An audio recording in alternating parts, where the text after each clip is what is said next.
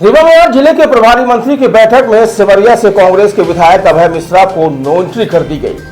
दरअसल प्रभारी मंत्री के आयोजित इस बैठक में सिमरिया विधायक को आमंत्रण ही नहीं दिया गया। ऐसे में बैठक के बीच विधायक सर्किट हाउस तो पहुंचे, लेकिन वह मैदान पर बाहर ही बैठे रहे।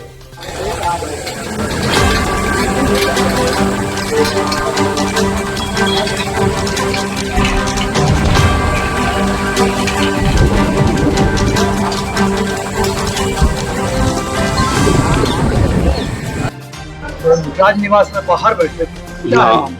देखिए, हम लोग हमेशा बात करते हैं कि संविधान की रक्षा करो, संविधान की रक्षा करो। संविधान क्या है?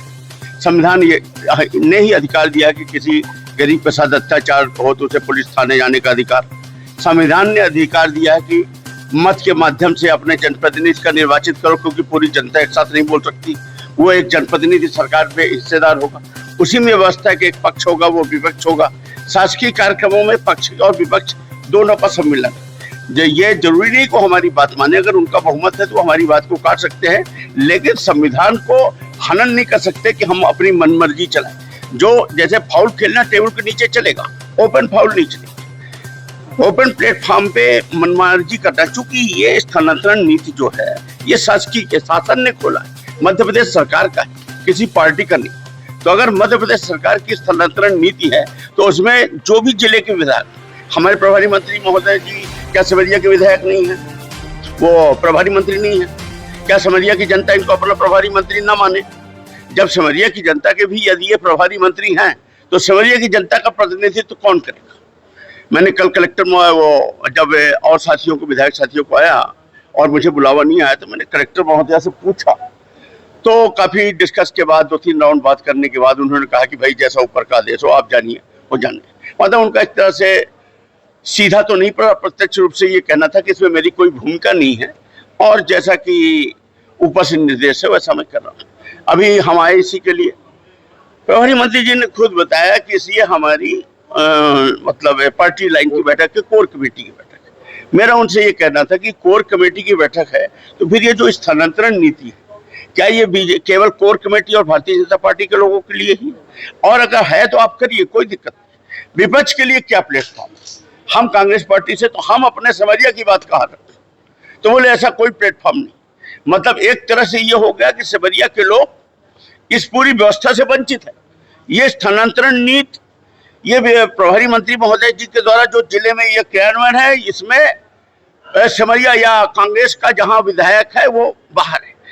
फिर यही तो है डेमोक्रेसी की हत्या, लोकतंत्र की हत्या तो यही है।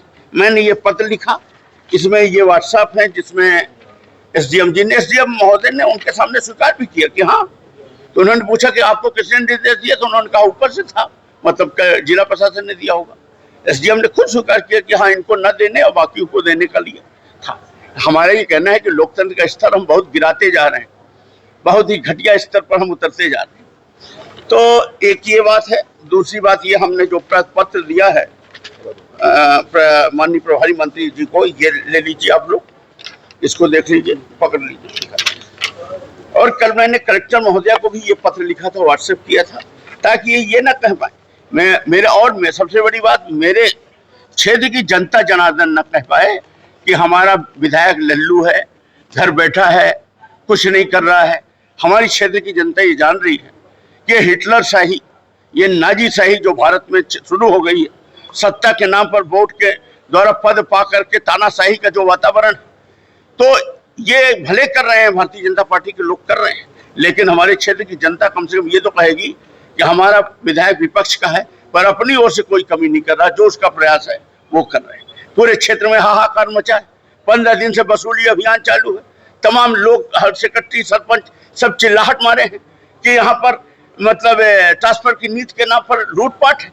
अरे हम बैठक में बैठते तो हम कम से कम स्पष्ट रखते, कहाँ बदले, कहाँ जाति के नाम पर ट्रांसफर हो रहे, कहाँ वोट के नाम पर ट्रांसफर किए जा रहे हैं, कहाँ लेन देन के नाम पर ट्रांसफर किए जा रहे हैं। प्रभारी मंत्री महोदय थोड़ी जाने, और सिमरिया, कम से कम सिमरिया विधानसभा क्षेत्र का तो मैं उनको वस्तुस्थिति बता सकता हूँ।